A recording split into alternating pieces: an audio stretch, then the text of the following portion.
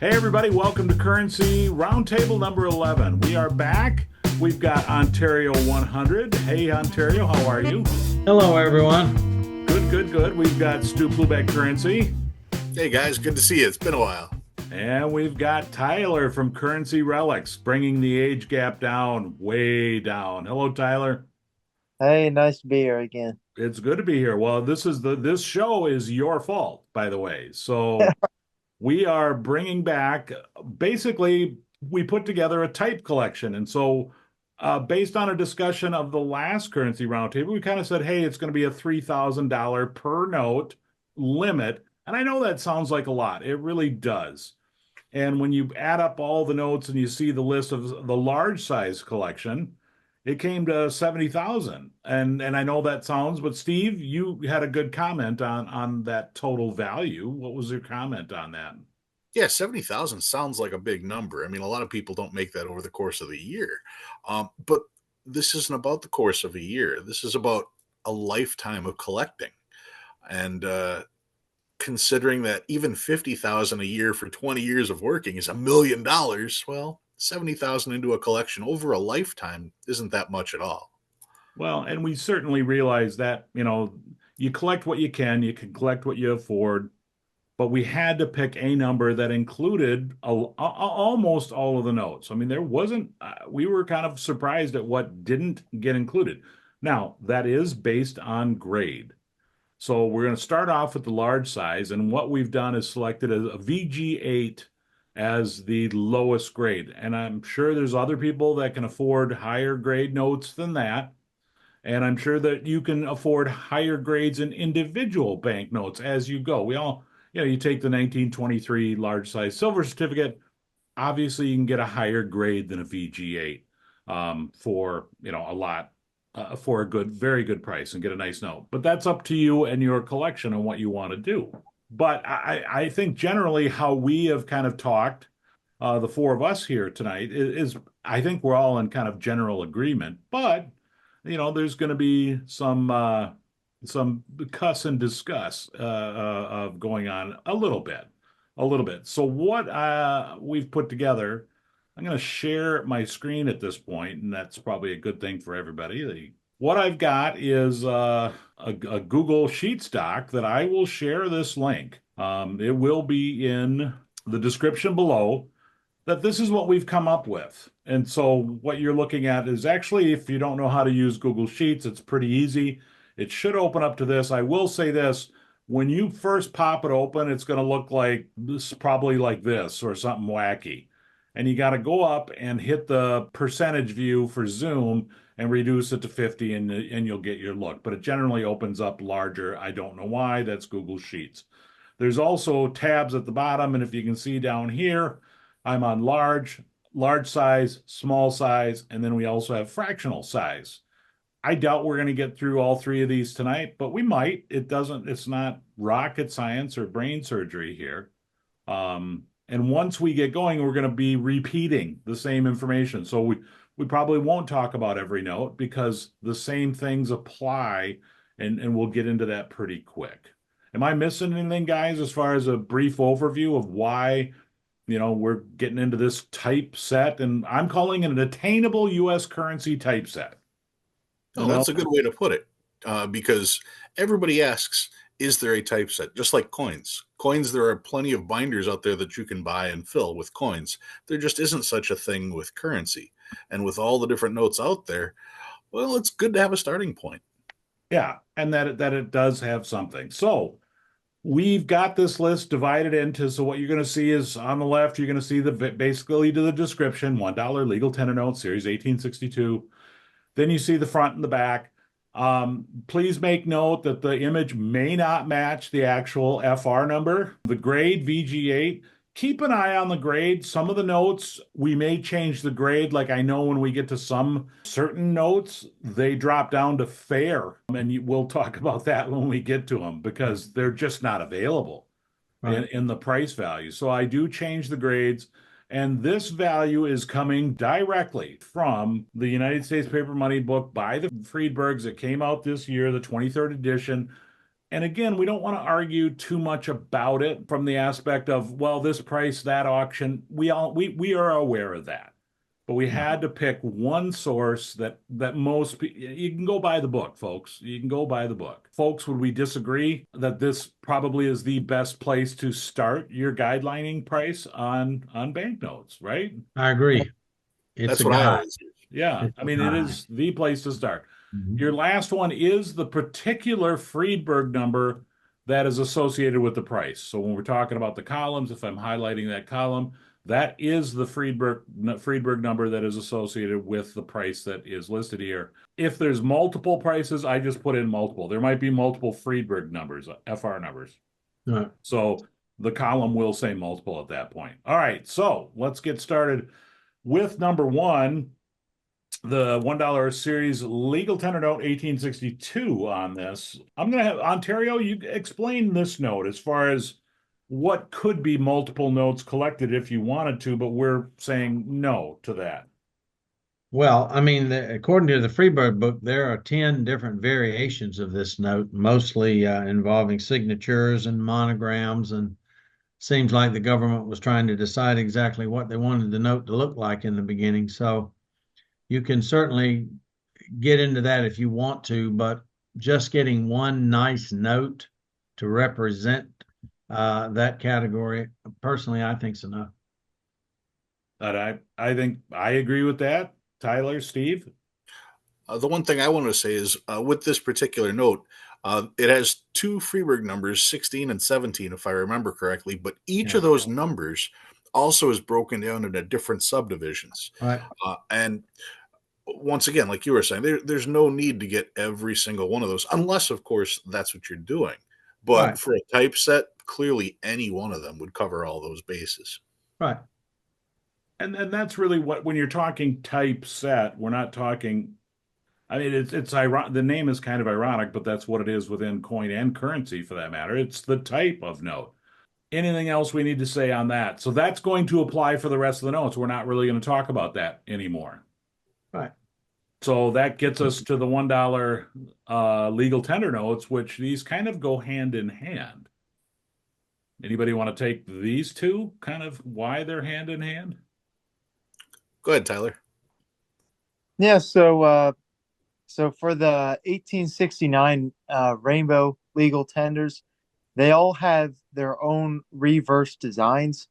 So, when we get into the 1874, the 1878, 1880, and then all the way down to the 1917s, all you really see on those notes are a difference in overprint or a difference in seal, obviously signatures, and a difference in where it says the series number on the reverse. We decided we needed to stick to the core design, and between the 1869 series, the core design is different with the back of the note, definitely different design, and the front you have that rainbow pattern, which is highly desirable. But that makes it distinct from the 1917s or the 1880s, and we decided to lump those together as a type, and I feel like that was a good decision.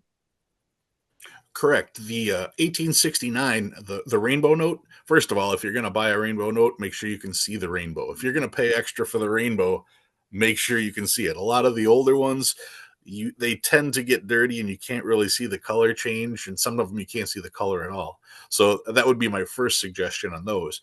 But the argument can be made that the face of the 1869 is the same as the face of the 1874s because it is. All the black ink is, but it's still a different type because not only the back, but because of that rainbow pattern. So, I Right. mean, we may have debates on other notes, but to me, hands down, the rainbow is a separate note from the 1874 through 1917.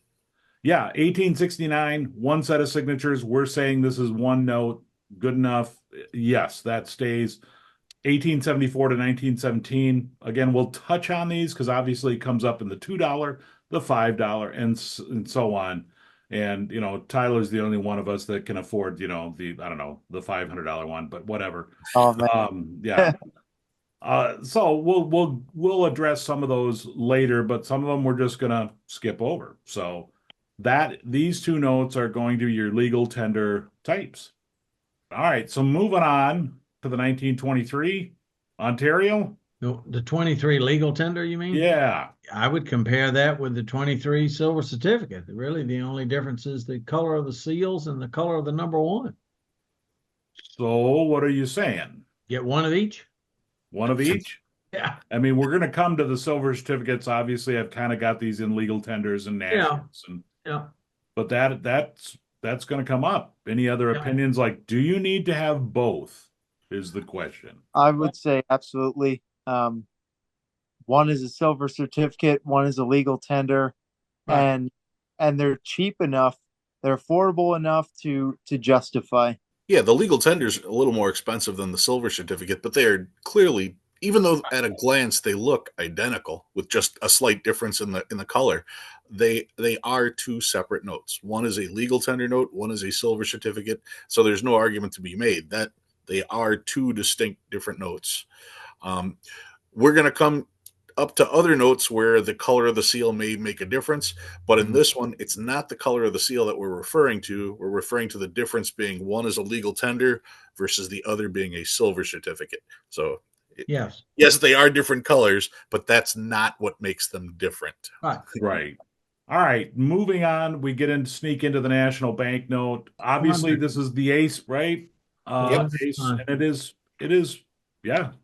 Any other comments? I mean, it's a national banknote, $1, right? Yeah. So I would just so like one thing you got to pay attention to with national banknotes and being a type collector, uh, kind of messing around with national banknotes, you have to be patient and you have to pay attention and you have to make sure that you're not buying a rare bank if that's not what you want.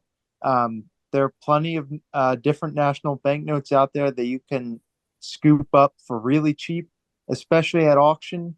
Um, so do not rush into the first one you find thinking it's cheap. Be patient as a type collector with these notes because you will find a great deal. And yeah, just stay patient with these. Now Well, the cheat code. go Well, ahead, the Steve. cheat code. Yeah, the cheat code for nationals is the further east and the larger the city, the cheaper the note. Yeah. Once you go west and into some small territories, now all of a sudden the prices go through the roof. It's funny you bring up both those points, Tyler specifically. Okay, I just made a decision on my type set. I'm a type collector, but I've always made set, you know what, I'm not going to get other national notes except Minnesota ones, right? And this draws right into what, Tyler, you're saying, yeah, be patient. Yep, be patient. My patience ran out, all right, because of the price of Minnesota banknotes, because of what Steve said in. So I'm going to tie both of what you guys, and I finally said, I'm done with Minnesota national banknotes unless I find one, but I can't. They are more expensive because, again, like Steve said, farther west, and Minnesota's mostly all small towns before these. But the minute I go to a Philadelphia, a New York bank, New Detroit, Jersey, maybe, Ohio. Yeah. it just cuts in half. So nationals can be weird. And by the way, nationals have a lot of variations. No charter numbers, no charter numbers, seal difference. You know what? Again, we're just saying one on that. And I think we're all in agreement on that. Yep. All right, now we get to similar to the $1 legal tender we're talking about. So this conversation is going to come up. The Martha note. Anybody want to take this? I'll take it. I got something to say, but I don't want to go first. All right, well, I'll go first. So now we're dipping into the silver certificates, various seals, things like that.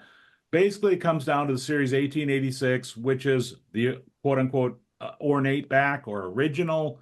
It was the first one that came back, and it was I believe the 1886 is the only one with that ornate back. Then in 1891, they came in with the simpler back, I guess is you could call it that. Plain back, yeah. It was the change. This is up for debate. I think this is where does this stay in where if I can get one Martha or is this two Marthas in my type? And so right now we have held this conversation because I think there will be conversation. of whether or not you need to have both of these. Does the back, is that a big enough change? I think it is. I think this is a different note. The reverse is too big of a design change to not be part of the type collection. I'll push it out to you guys. All right, I can appreciate where you're going with that. The problem is that in my opinion, generally when people are flipping through and looking at different notes, they're only looking at the front of the note. There are very few people that could identify a particular note by only seeing the back. There are so many people that don't know that there are two different variations of the back on this. So I am of the opinion that either one of these would be enough to check it off on the list. Yeah, I'm in the opposite camp, but I totally see what you're saying. Um, I feel that the difference in design is absolutely significant enough on the reverse, and it also gives the collector a good opportunity, not just in this instance, but in treasury notes and further down the line to Yeah. collect that large brown seal and have that small scallop seal. So it gives your collection a little bit more variation. But at the end of the day, if a collector takes a look at this set, they're like, you know what, this is a little bit too broad for me. Um, Having one of these notes would kind of satiate a lot of people's collections. Well, go ahead, Steve. Well, you did mention the different types of seals, and there's nothing wrong with having other notes that have those seals. I mean, I'm under the impression that that large brown seal was the same on all the notes, all the different denominations for that period of time. And if that's the case, you could get a large brown for the $2 or the $5 or whatever the case happens to be. So it's not like you're missing out on that. But I Which mean, even scrolling down this list, I mean, as we've gone through so far, this is the first time that you go, oh, wait. And it's almost a stumbling block because you get repeaters like that. Well, Steve, let me jump on that. Well, let's hear from Ontario. What's your opinion on this first? Well, my thought is to get one of each. To be honest with you, I noticed the back before I noticed the seal, but that's just me. But yeah, I would get one of each if you were going through as a collector, and if you can get one, and then when you get everything else and come back through, then get the other one. But I think Tyler, what you're going after is like, hey, get one of each, because you do get the two different seals, because the big Yeah, brown one, and so it gets a good representation of something different. We're not going to be perfect on what rules we apply. We might say, yep, we're just going with the one note right here. That might be the decision because we don't care about the backs and we don't care about the seals or whatever. And it might come later, and it's going to, by the way, that we're going to get to some notes where we're going to say, yep, you don't need that color because you can just get one example of this color. And by the way, that's the way you can collect yourself. This is right, not the rule. right. This is just a suggestion. Collect how you want. I like it. Come back later too. That's a great suggestion. The silver certificate, 1896 educational is nothing to talk about, in my No, opinion. Then we There's get a rare statement. wow, wow. Nothing exceptional about the Nothing education. to talk about, Steve. I didn't, as far as I come know on. it's Good point. never have has the educational ever been poo pooed. But yes, I understand We just completely because poo-pooed it. there's one note, one signature. Yes, time to yeah, move on. Now this one I'm going to throw right into Tyler's lap because this is a unsuspecting note. You'd think, okay, one note, we're good to go, right? But Tyler, Yeah, so that's not exactly the case. I can't remember the exact Friedberg numbers and exactly which ones correlated. However, the series of 1899, that lettering is placed all over the margins and it shifts around on that note depending on the different Friedberg numbers. And in my opinion, I don't think that really deserves, a difference of type. and that it happens with other notes also, and this is yeah. where for coin folks, they might wince a little bit. This is literally in taking the equal part coin and saying, I'm going to move the date and to the top of the coin or whatever. and they'll say, no, that's a type, that's a type, and right, maybe rightfully so. But there's too many moving components when you get over to currency, and so I Right. 100% agree with Tyler that it's just not significant enough. If I'm willing to accept the argument that a total different reverse, which I am, I mean, I don't agree, but it's certainly a valid. Yeah, this is minor deal. The silver certificate, the 1923s, again, the same discussion may or may not happen. This one does have the twin. We already talked about it. You need to Yep. get it, right? Right. Now we're into the Treasury notes. So this comes down, we're back to same conversation as the Martha notes. It's the identical conversation on this Yes. one. So I don't think we really need to have any more conversation. I do have on that. All right. Federal Reserve banknote. The $1 is the $1. There Yep. is no other variations of this 1918. That is going to be different with 1915s versus other denominations. Right. But the 1918, it's just like the 1923. It is what it is. There is no real other variations. Right. All right, getting into the twos. We don't really need to discuss the two, right? We've been here, done that with the 1862, same with the legal tender notes of 1869 and 1874. Boom. Yep, correct. All the Yep. same patterns. Yeah. And again, this is a new note, kind of the $2 silver certificate is the first time this one appears. And it's a one-off note. It is what it Right. is. There weren't variations of it. And Yeah. same with the 1891 silver certificate. And then you get to the boring educational, nothing to say. Keep on moving, right? All right, hang on. I want to stop you just for a second. Yeah. Is it just me, or does Yes. that $2 1891 tell me that's not Paul Sorvino? No, it Is it doesn't. It's just? not Paul Sorvino. I know. It's William Cover up Wyndham from the the great dots. state of Minnesota. No, it does. I will give you that. It does look like Paul Sorvino. It does. Yeah. Okay. All right. So then, yep, we've got our educational, and that's a one-off, not diminishing it, Steve. I don't want to hurt anybody's feelings. Same with the 1899. I'm not aware of any changes. Does this jump around though? That could. Does the series placement jump around like the Black Eagle? Might. I don't know, to be honest. I don't know. No, But if it does, we don't care, right? Same it argument. Yep, doesn't don't show. care. And then we, again, right into the Treasury, same argument. This is where things start to pick up and we start moving a little faster, folks. So Battleship, again, no variations. This was only a 1918 variety. Okay. The larger the Federal Reserve, the cheaper the note's going to be. So if you get one from New York or San Francisco, it's going to be much more affordable compared to getting one from Minneapolis that doesn't produce quite as many. So again, quickly moving into the fives, and here we come up to something new. So really, we kind of have three variations that could be talked about, but we'll talk about the demand note first.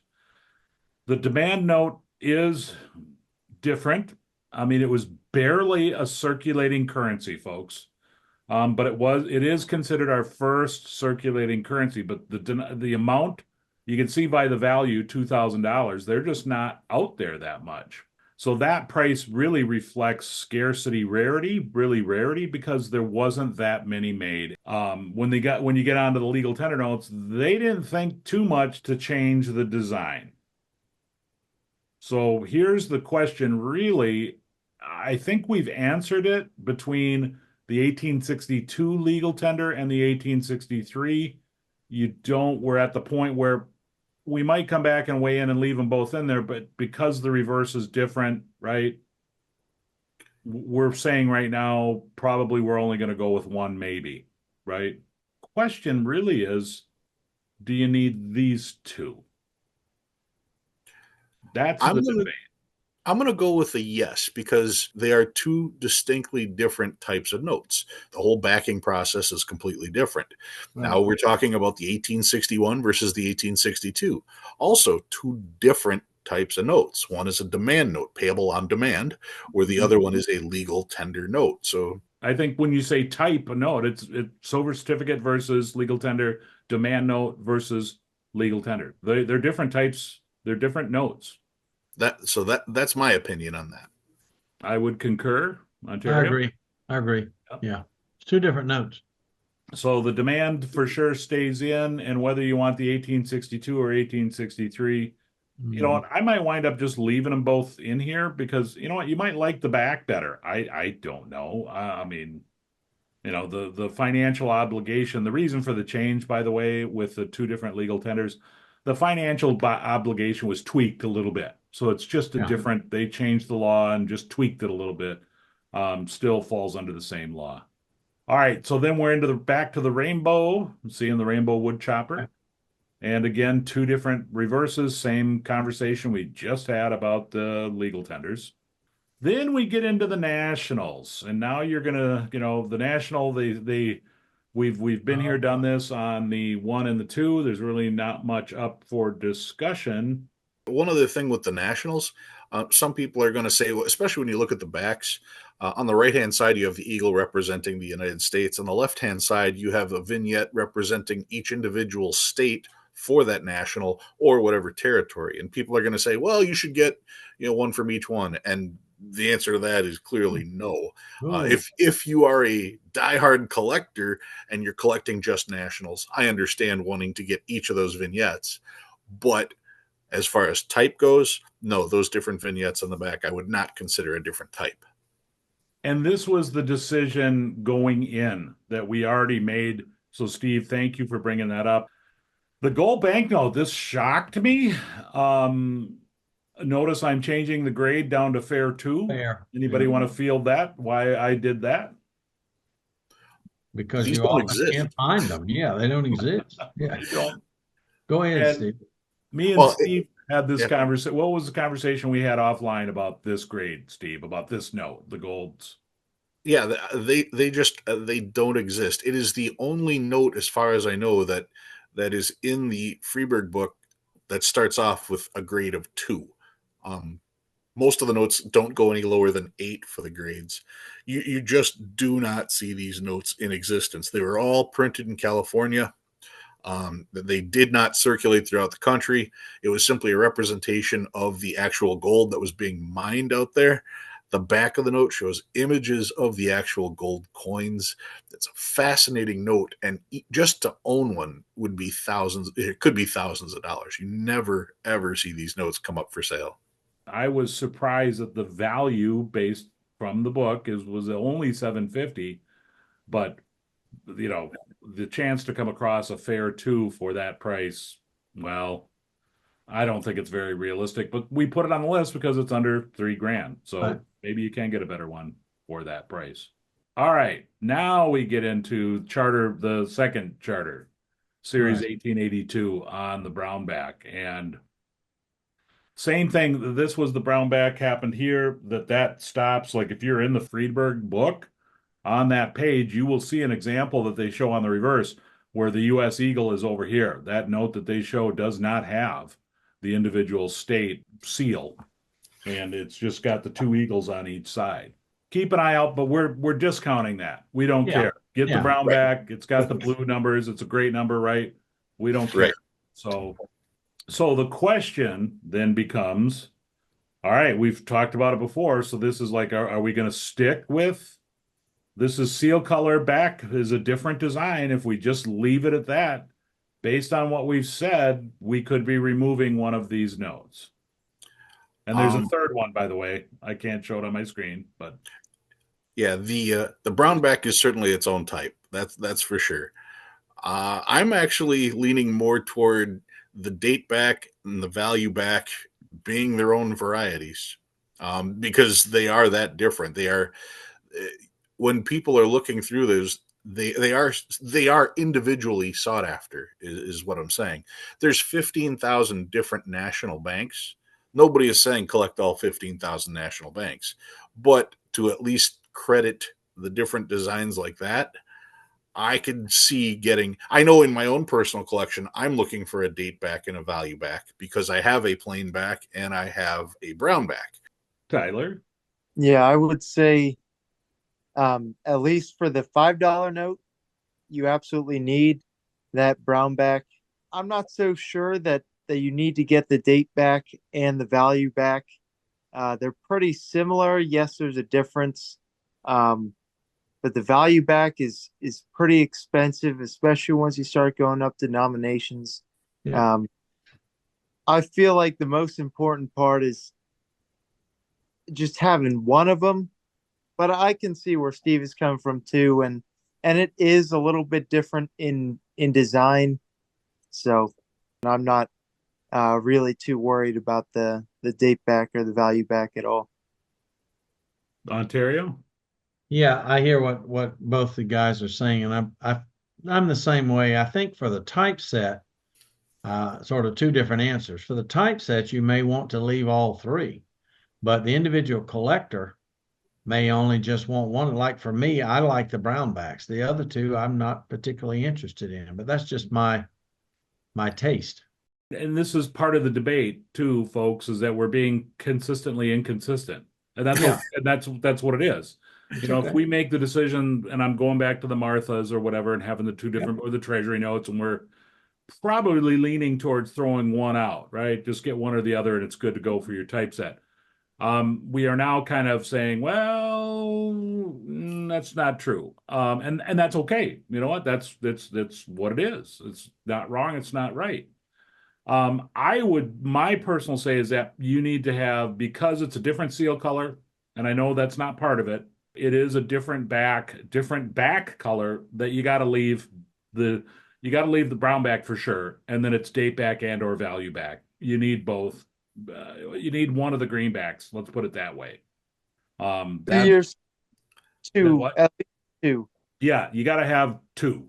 I think if The- we voted on that, would if I said that, gentlemen, and said we keep a brown back and let's call it a greenback, and that's what it is. Take either one. Yep, yeah, They both stay in. yep. Okay. yeah. All right.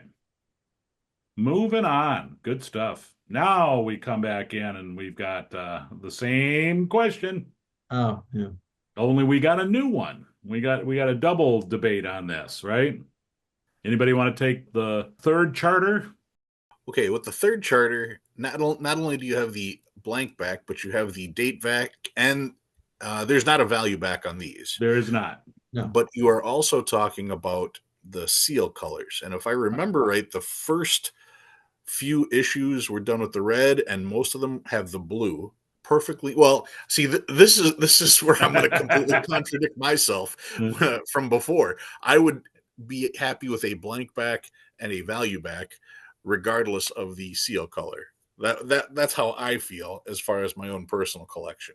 Ontario? I like different colors. So, for me, the red seal and a blue seal, just got to have one of each.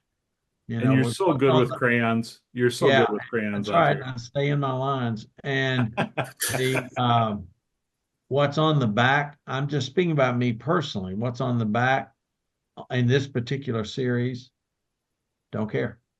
Yeah, and you can hear this. We're all going back and forth on these backs. It comes It's down, just is that personal major? taste. Is it color? Yeah. Is it this or is it that? All right, Tyler. So thoughts? Yeah, so for me, I think again that seal variety does not matter here. Um, I mean, it draws a parallel to which we're going to hit later for the Federal Reserve notes, but I don't believe it matters here, and I likewise don't believe that it matters whether it's the date or the plain back. It's just such a minor difference. Well, So I would say, you had a really good suggestion, and I think let's have the seal color conversation right here. We are going to face it with the FRNs. I think you collect the whole set, but you have one choice example of that red seal. So you have one representation of that seal distinct, that different color in your collection. Regardless of denomination, I just want one 1902 red seal, one 1914 red seal in my collection. We have said, and I don't know if we made that clear in the beginning, and I apologize if we didn't. Seals, we've kind of said we don't care about seals. We've already talked about we don't care about seals. Brown seal, big spiny seal, small round seal. We don't care about seals. So what Tyler has suggested, I think, is within what we've already talked about. as far as what stays in, what doesn't stay in. The design on the back, this one becomes minor for me as opposed to the other one, Yeah. but I don't think it's enough to keep it in on the 1902. Well, I like what you have here. You got, what you have written here. It says third charter, first issue, red seal, plain back, or blue seal, plain back. But it is funny how I guess as collectors we just blow off all the different types of seals that are in the legal tenders, for example. We just blow them off. But when it comes to these and the FRNs that we're going to, hit a little bit, all of a sudden it becomes so different. And it True. shouldn't, right? But we treat it mentally different. Yeah. Yeah, it's I true. don't, I don't know why. All right, moving on. Oh, then we come back to our silver certificates. All right. Hey, Anybody? Steve, since you're the only one that's got one, I think. Oh, no, you both do. Tyler and Steve both have them. Right. I just have the Morgan back, and I consider it done. I checked it off the list. I have no desire to pick up the 1891. To me, yes, it is a different note, but the whole point of the $1895 note, the whole reason to collect that is because of the Morgan back. Can I bring something up though? Because so you have the $2 notes in these same series, and they're both absolutely different types. Once you start that 1891 collection, and they are different. The back is Yeah. different. You're gonna really itch to start filling it out, and it's cheaper than the ornate collection. Yes, it's a little bit muted. The 1891 series is more muted than the 1886, but the 1886 is only the 1, 5, 10, and 20, and the 20 being a very expensive note, but the 1891 goes all the way up to the 100. Yeah. And, I mean, so it is a different series, and it needs to be collected, in my opinion. Well, and that's where you get into going back to the, Servino note. It's like a one-off. I mean, the guy died. I know why he's on the note. I know why they did it. I mean, if he didn't die or have a heart attack at his restaurant in New York, he wouldn't have. It wouldn't have happened. It would have stayed. I'd be willing to bet they would have taken the Hancock note and put a different back on it, like they did the rest of them. yeah. But the Treasury Department decided to do something different. So it's a very good point that it is different. And now you're into the 1891s, and here's your matching 1891-5. But it is that $2 to me it's such a one-off. It doesn't belong because it doesn't have the same front, right? They did not stay with Hancock, and here they stay with Grant. So Yep. this is the fun of putting together a tape collection. Well, if I might add something too to kind of what Steve was saying, and I don't want to get on this off track here too much, but because the 1886 is so popular with the Morgan dollars, more of those were saved. And the 1891 that is not as popular is actually a rarer note. I was hoping you were going to say that, Ontario. So but nobody cares about it because it's not as popular. So it's really, as you can see by the over here, it's cheaper, right? Looking at your values, it's half. Right, but it's more scarce though. But it's more scarce. It's not as Right. many. Because But- people like Steve don't care. Well, I I think don't have a it's more story to than tell Steve. on it. I think it's more than Steve doesn't care. Right. No, it is. I mean, and I was hoping you were going to bring that up, is that Yeah, there's it's actually a rarer note, but it's cheaper. So Yeah. for whatever that's worth. Tyler, you bring up a good point. They are a series, right? They Series. go up to higher denominations where the Yeah, because at some point you're going to need the 50, and I believe the 50, especially at an 8, it should absolutely be under $3,000, and then you've kind of got some mismatch action going on. So in my opinion, I believe the 1891 silver certificates have to stay. That's my take. Well, and it could be, and I don't want to be too inconsistent. I think everybody would agree with that. It's one of those things where we come back up to here where we put a note saying, you know what, I'm listing them both. Take what you want, do Yep. what you want. But Right.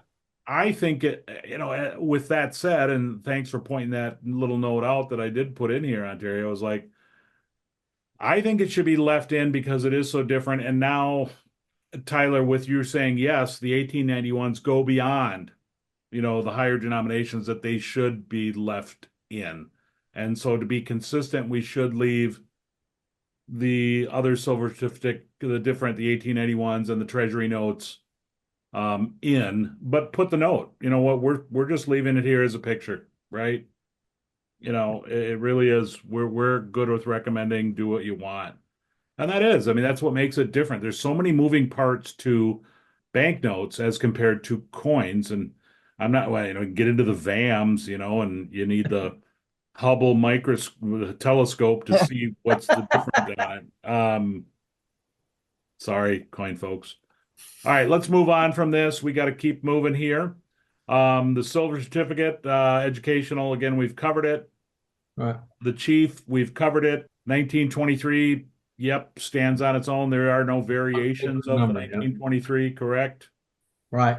And we've covered treasury notes. Right. Then we come to, I think we've covered this subject already. It's done. Yeah. We've made that decision, blue or red, collect the entire run, have one example, have a nice day. Oh, let's see what. Now, 1915, 1918, when you get to the $5 bill, there was, and this is where, not that we care, by the way, when it comes to type, but they didn't issue all of the notes in all of the Federal Reserves. Right. But it doesn't matter. We don't care. Get a New York, get a Minneapolis, who cares? It doesn't matter.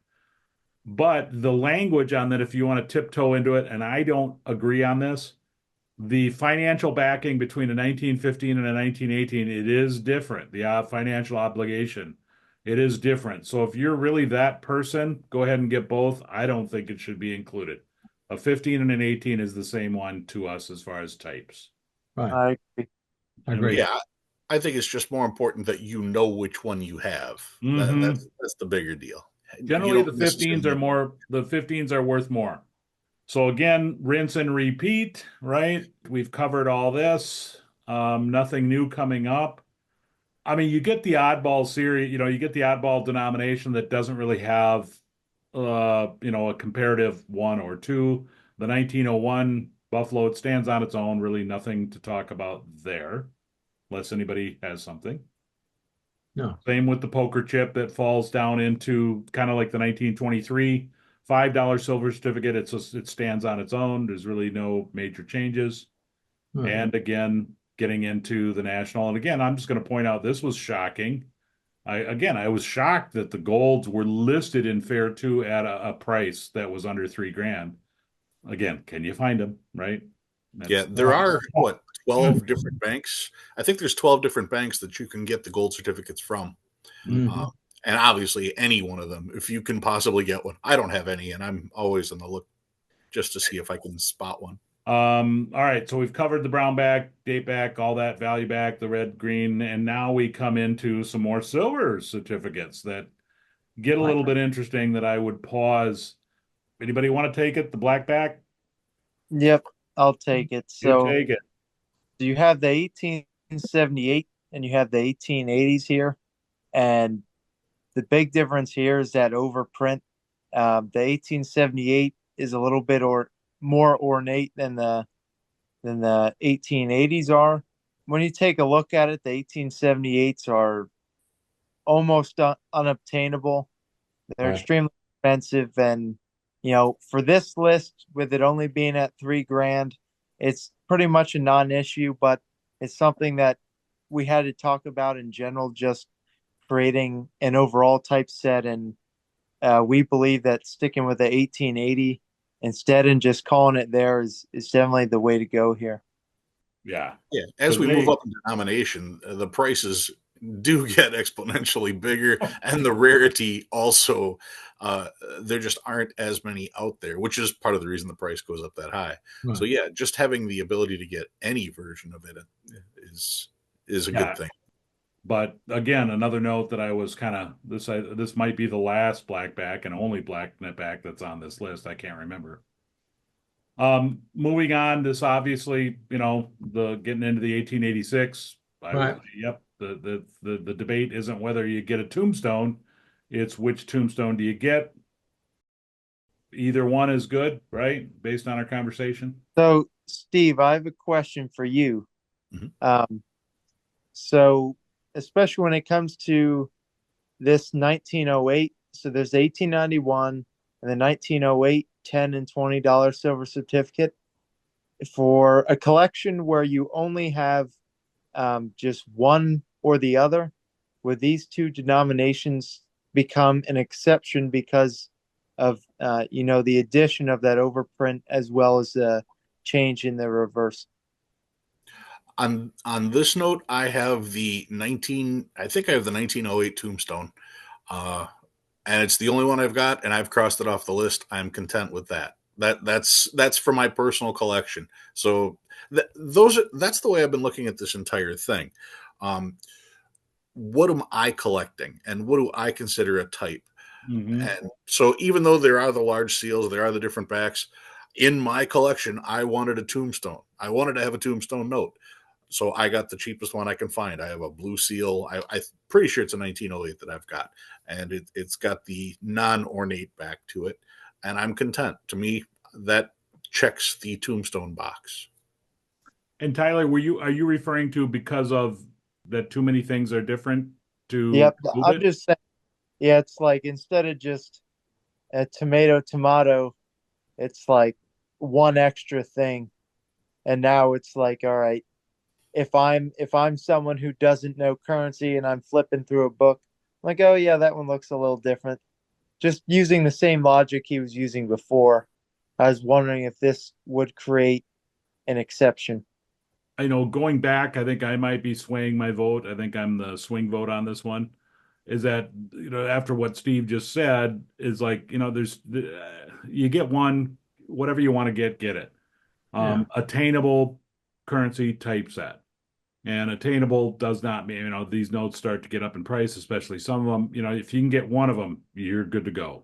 Yeah, I think there's what should probably be said about a lot of this stuff is there's a basic typeset, which is kind of what I'm looking at for myself, and then there's literally collecting one of everything. Yeah. And when you start to see all these other examples, yeah, I'm sure over the course of my collecting, I will get, every note that you've got pictured here. But do I personally consider that part of a type? And that's ultimately the debate we're having. Well, Right. yeah. Yep. It Yeah, is. there is no right or wrong answer to any of Right. this. No. I'm literally going by what's in my personal collection and on my what want lists for filling that out. So I just want to make that clear to everybody watching that No, each one of but us has, we're trying to. I think Right. whatever we all collect, I think makes an influence. It's like, okay, Tyler's collection might be influenced a little bit different than yours, than mine, than Ontario's. well, he's Right. been collecting longer than me. Yeah, well, true. All right, for time's sake, I'm going to keep us moving because we are doing a lot of rinse and repeat. I am pointing out the refunding certificate. This one is a unique one. The I book agree. includes it. It's on my bucket list, but it was not circulating currency. So I want to make sure all newbies know that. And trying to find a VG8 in a 1879 refunding certificate, good luck, because Yeah. they were an investment. All right, you bought it and then you turned it in and got 6% back or whatever it is. I see. So there's not a lot of them that are in lower grades, FYI. But I'll call it a one-off note. The question I have for you guys is, should it stay in there at all, because it was not circulating currency, but it is in the book. I'd say no on that because currency is circulating. I mean Yep. that's the way that I look at it. If it wasn't in somebody's wallet at one point, then it's closer to bonds. And yes, that's basically what it was. Good point. Yeah. We concur with that. That's Yeah, straight I that agree one. with that. All right. Yeah, I agree with that. All right. Treasury notes. We've gotten into gold certificates, 1907, 1922. Do we need both? Nope, just one. No. This is a seal difference and a minor text difference, right? Right. Is it a The seal difference? I can't remember if the X is different or not, to be honest with you. There's a This- lot of different there's a lot of different variety between the 1905, the 1922. There's a lot of minor changes, and the book even says so, and doesn't even go into the detail of all the different changes that are there. So I would most certainly say just get one. Get one. Yeah. Yeah. And now we come back. So we've answered this question on the Federal Reserve note, red seal, blue seal, and the FRBN. And Yeah. again, stop me if you need to, but I think we've answered all these questions, rinse and repeats. I don't think. Oh, there's your silverback again, just under the wire. You can get a 20 on the blackback. Same issue with the silver certificate. Here's where Tyler was referring to earlier, where you're getting 1891s where you didn't have 1886s in those denominations. But Yeah.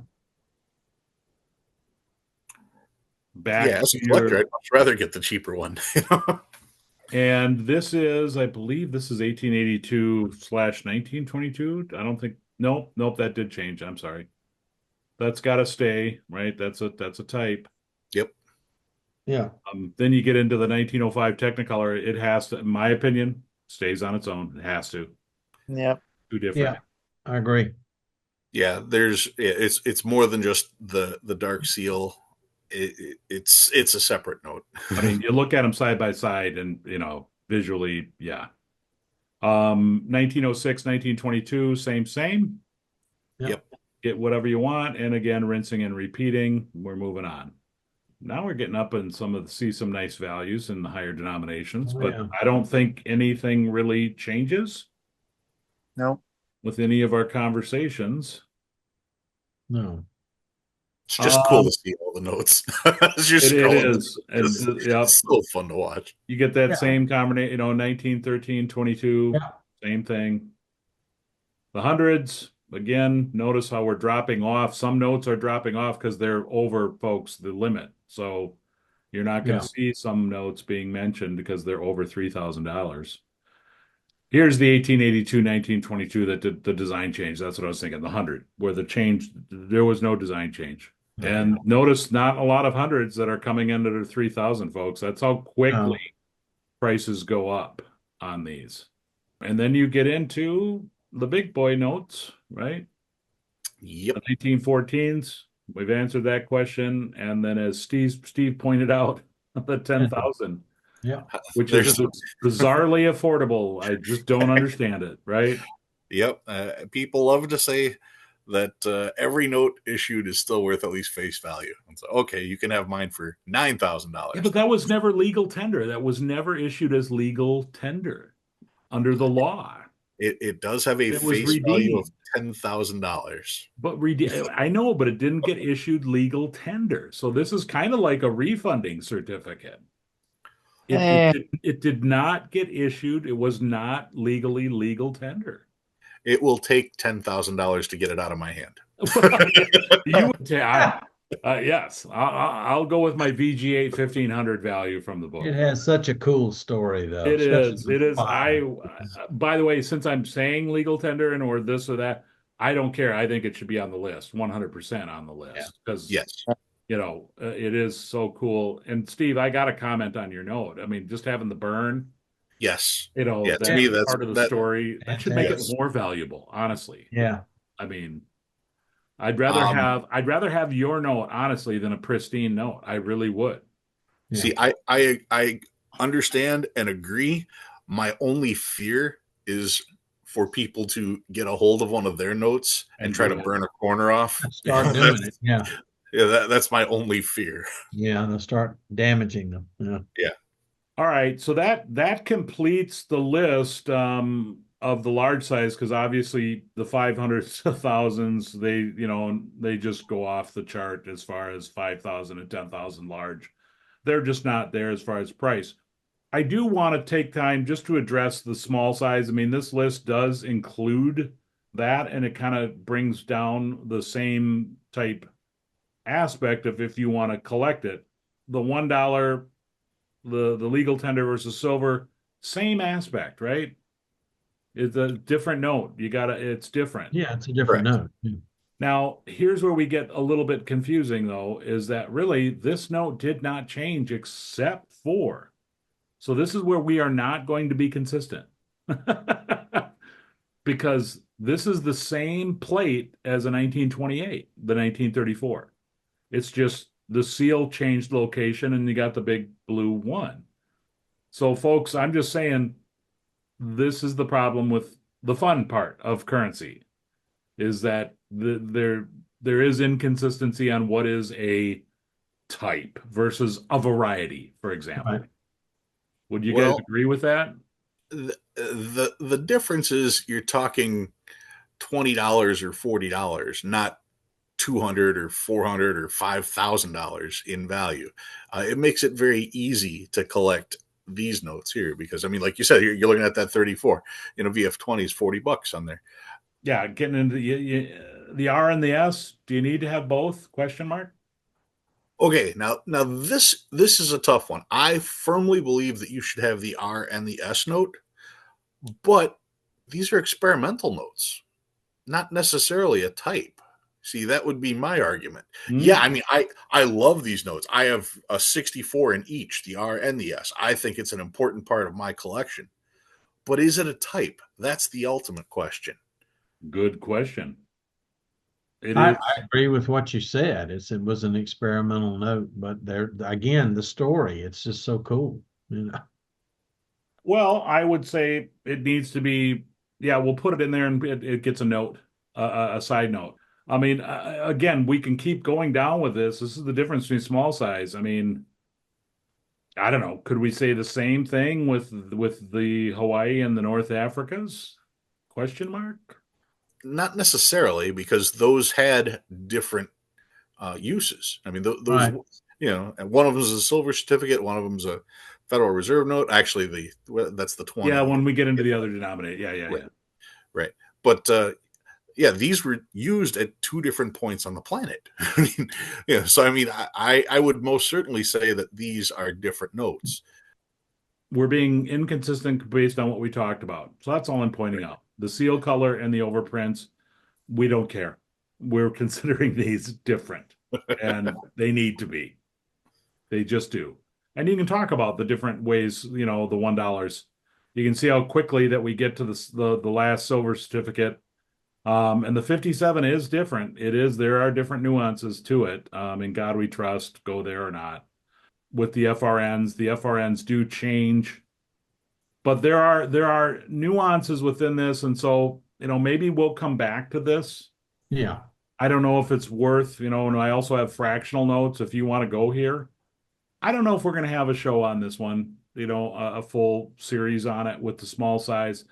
And just because of what we just talked about, you want to be hardcore consistent, go that direction. You don't want to be, go this direction. We all agree, and that's why I'm sticking with the ones right now. These are all, with the exception of the R and the S. That's a valid point. Yeah. Otherwise, yeah, the rest of them stay in. Well, I think Steve's point is correct also. These are so much cheaper, Yeah, and so much more available. You can find them so much easier. yeah. So that has a lot to do with it. And these are fun because you want to go star notes, you want to go different directions. Right. That's great. Right. We do get into a little bit, you get the FRBNs and you get the national currencies, type one, type two. Oh yeah. Seal colors, again, we're discounting them. When it comes to the 34s and you want the blue, green, dark green, Oh, light green, whatever light green. green. Yeah. Um, you I think having one, although I will say this, me personally, I have gone after for my $5 small size collection, I want one of each. That's what I've done. Yeah. But I wouldn't tell anybody else to do that. You want to save some money. There you Yeah, I go. prefer the light green seal. Yeah, if if you're you're gonna get if you're only one, going to get one, get the light green. 100%. Yeah, and then we get into the golds, and there's only one of those, so Right. that's pretty much that simple on that. What was shocking was this guy Yeah. 33. Yeah. just came in at $3,000, listed at the book as a VG8. Dang. Um, Well, I I Good luck. would easily let this fall off the list. Yeah. It does have a different obligation on it, payable in silver coin. I wouldn't blame you. I mean, I think it's different. I think it should stay on because of the different obligation at the bottom. That's my Okay. opinion. I But appreciate that, but it is a sneeze away from being $3,001, which would be off the list. I have never seen one. Have you ever seen one? Well, here, let me tell the story. No, and this leads up to it. Is that I believe there was something like 220,000 printed, period, something like that. And out of that, like immediately, like only like 100,000 were destroyed, like pretty quick, leaving 116,000 to circulate, right? Air quotes on that. So the odds that you're going to find this, and good expression on the sneeze away from 3001. Good luck finding a VG8 because I don't think these circulated very hard. I don't think you're ever going to find a VG8 in a 1933. Right. I will say this, I'm going to highlight since I'm on here. Once you get into the 34s, there's also very different seal variations. To the point where it says the Federal Reserve instead of Federal Reserve. There's no the. If you want to go down that, I can tell you I did for my collection, but I don't recommend it. You want to drive yourself crazy looking for that note. But I'm just pointing out the nuances of we're not counting that. The White House updated on the 20 does get a little mention on that. If you want to get a 1934 A and B or a 1934 C with the White House updated, who cares? I will stress the numeral versus the letter. Yeah. That is definitely a That must. is definitely, and you can get a 28 or a 28A, but not all. We get into higher denominations. Not all of them, I believe, were made in A's. Or Correct. Just 28. Correct. Something. Yeah, all the 28s have the numeral. Not all the 28As do. Correct. So, anyways, that's all I mean, we can keep going on the small size, but it really, I think the whole point of our conversation and what Tyler was bringing up was, and this is all your fault, Tyler, is I'm going to stop sharing and bring us all back here. Right. Is that, it was the large size collection. That was the main discussion point, but you'll see the link in the description below of you can have all three tabs. You want to go in there and see, and I encourage folks that are starting to look at the small size first. Any comments from you gentlemen? Any other? Yeah, because what always sticks in my head is the top 100 greatest notes of all time book, and how so many of them are unique notes that are unattainable.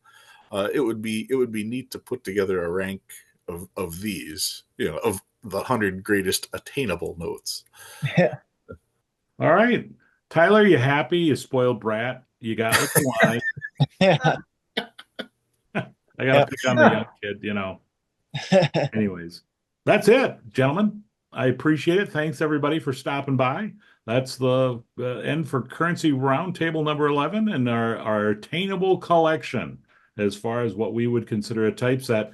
And obviously you can see there's 4 different point of views and there's others out there, and it is, as always, that's what makes this hobby great. Collect what you want, collect what you can afford, collect what you can get and find.